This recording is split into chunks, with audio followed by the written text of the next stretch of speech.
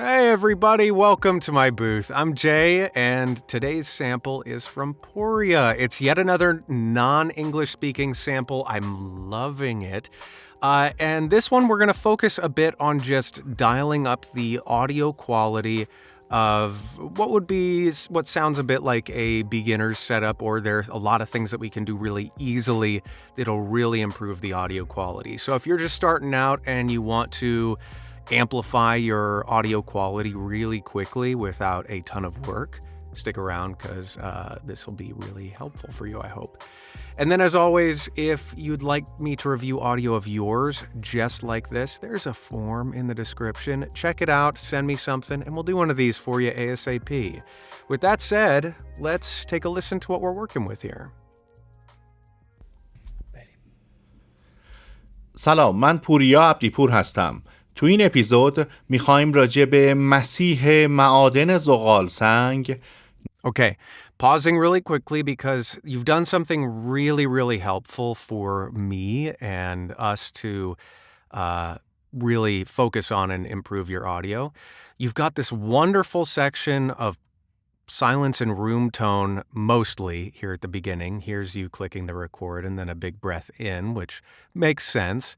But in this middle section here is more or less just room tone. And in Adobe Audition, what we can do to find your noise floor, if you don't know, I have a video going into more depth on it here on the channel. But noise floor is essentially how loud your room is when nothing else is going on. And so you're not talking, you're not breathing, there's just the sound of your space. So if I were to do this, and then take a reading of how loud this is, that's what my noise floor is.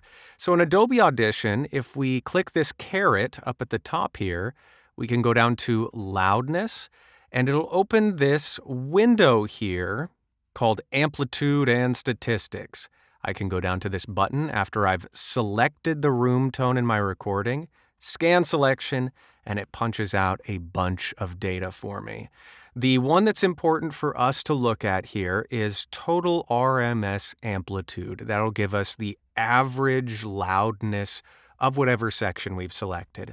And right now it's at minus 44 dB, which is a little too loud for what would be considered a professional quality noise floor.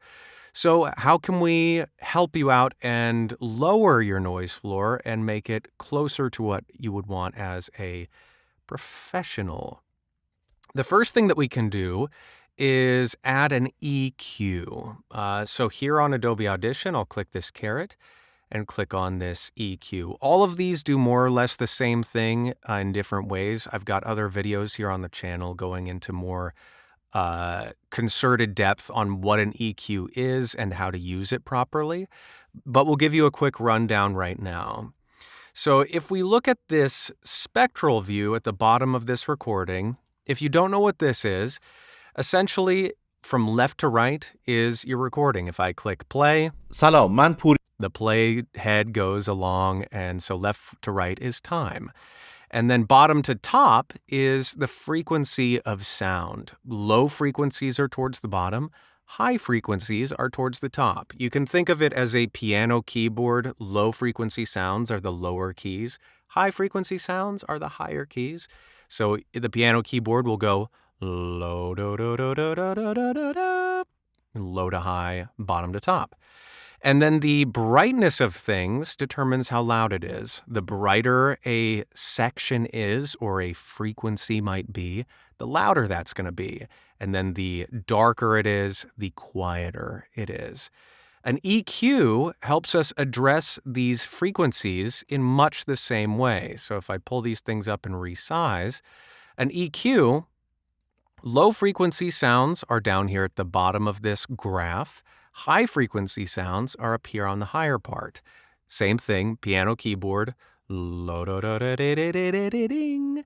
And what an EQ does is it allows us to turn up the volume or turn down the volume or boost or attenuate specific frequencies or specific keys on our keyboard, as it were. And so if we take another peek at this spectral view after breaking all that down, we can see here that in your lower frequency, in your room tone section right here, you've got a pretty loud hum going on. And in listening to the recording, it sounds like it's some sort of HVAC air conditioning unit maybe. There might be a refrigerator right next to you or a furnace, something like that. So how can we address that? Well, the EQ here is going to help us out in a lot of ways. The easiest way to do it is to add a high-pass filter. I'm going to click this HP, and this little graph shows up.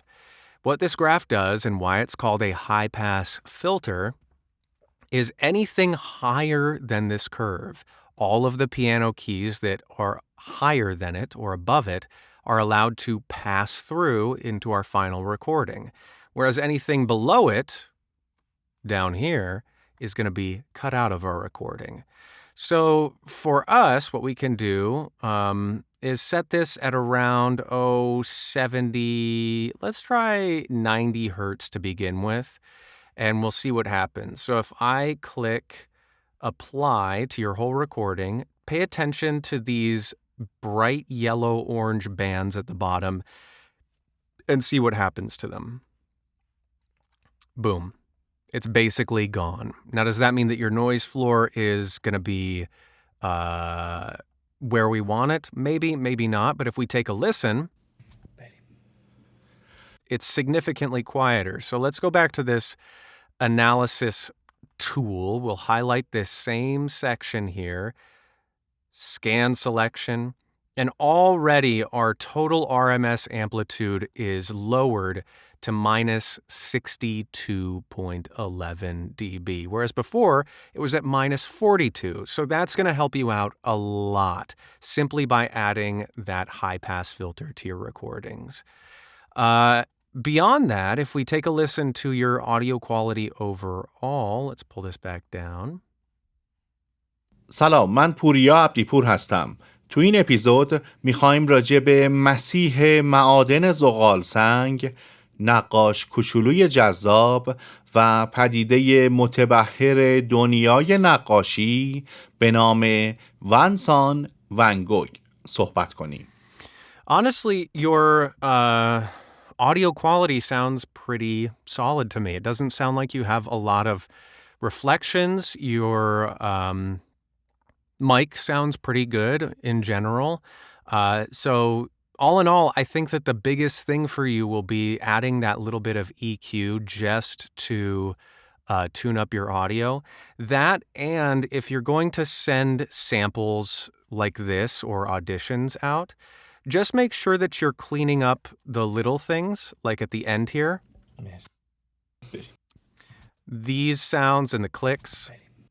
All of that stuff, you want to be sure that you're deleting or silencing in your recordings. That's just a small thing that you can do that dials up your professionalism a bit and gives you a little bit more... if a client's listening to it, they'll be more inclined to hire you if you don't have those things in there. به نام صحبت کنیم. با ما There are other minor things that you can do in terms of your audio processing, but rather than break them down here, I'll refer you to my other, I have other videos on how to apply compression, noise gates, equalizers, and I also have other videos on specifically how to process your audio in a few other applications. Take a look at those, and you'll probably pick up a fair number of helpful tips there. One last thing that I'll note is right now you've got this audio in stereo, meaning you've got a left channel and a right channel. For VoiceOver, because it's only one microphone, one voice, more often than not we want that to be in mono, which just as you're rendering your audio, you'll want to make sure that your settings here in sample type, no matter in whatever recording software you're using, you're choosing not a stereo channel, but a mono channel as you export. If you add music or something like that to your recordings, then you can keep it in stereo. But when you're rendering voiceover only, you'll more often than not want to keep it in mono, just for the sake of industry standardness, as it were. Anyhow, I hope this was helpful for you in discussing a sort of back to basics noise floor, improving that for you. And already I think that your audio sounds pretty darn good. And just those small little tweaks will really help improve it overall and get you up to a fairly competitive audio quality standard, I think, overall. Anyhow, until the next one of these, everybody, I'll see you there. Toodles. Oh, be well. That's what I meant to say. Be well, and I'll see you there. Toodles.